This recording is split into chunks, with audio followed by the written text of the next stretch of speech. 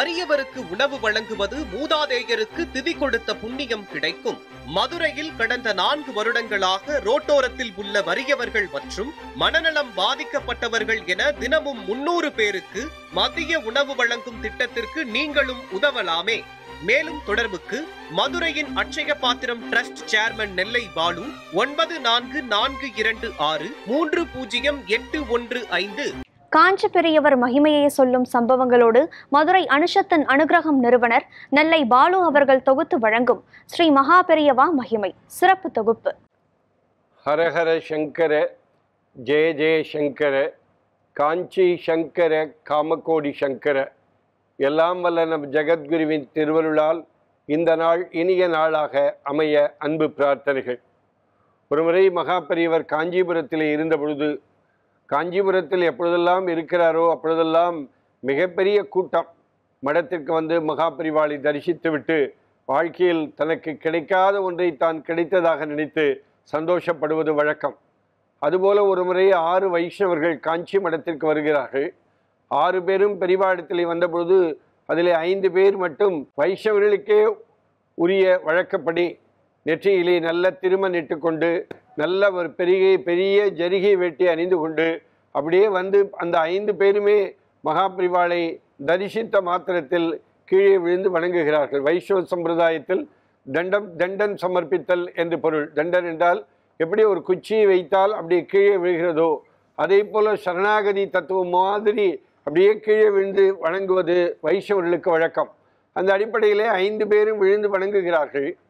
அதிலே ஒருவர் மட்டும் அப்படியே பித்து பிடித்தவர் போல, எதுவுமே தெரியாதவர் போல, எதுவுமே அறியாதவர் போல, அங்கே என்ன நடக்கிறது என்று கூட தெரியாமல் அப்படியே நின்று கொண்டே இருக்கிறார்.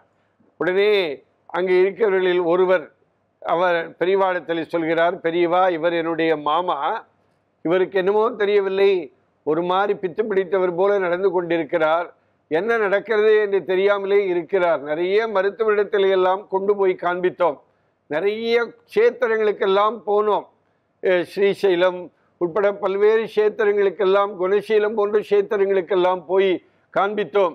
இருந்தாலும் எத்தனையோ மருத்துவரிடத்திலே காண்பித்தாலும் இவருக்கு இன்னும் அந்த குணமாகவில்லை, அப்படியே இருக்கிறார்.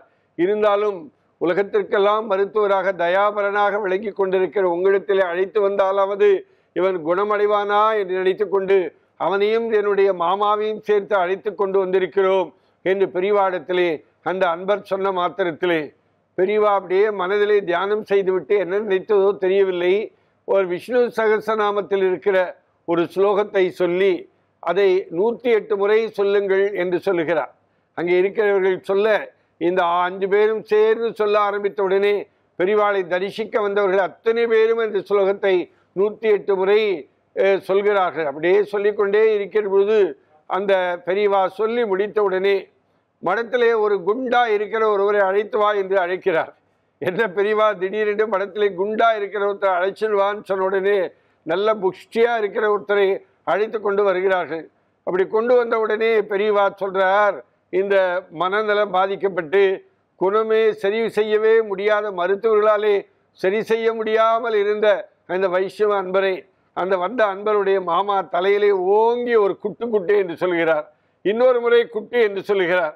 அப்படி குட்டு போட்டு முடித்த உடனே அந்த புத்தி சுவாதீனம் இல்லாமல் பல வருஷங்களாக இருந்த அன்பர் பக்கத்தில் இருக்கிறவர்களெல்லாம் பார்த்து என்ன என்ன ஒரு மாதிரி இருக்கிறது, இது எந்த இடம், மடம் மாதிரி இருக்கிறது என்று தன் பக்கத்தில் இருந்தவர்களுக்கெல்லாம் உடனே பேச ஆரம்பிக்கிறார். இது எந்த இடம் என்று தெரியவில்லையே, இது கோவிலா மடமா என்று கேட்ட உடனே புத்தி சுவாதீனம் இல்லாமல் இருந்த அந்த நபர் பெரியவா சொன்ன விஷ்ணுநாம சகஸ்ரநாம ஸ்லோகத்தை சொல்லி அந்த குண்டான நபர் வந்து தலையிலே ஒரு குட்டு போட்ட உடனே மூளை சரியாகி அங்கேயே பெரியவா முன்பாக பேச ஆரம்பித்தாராம்.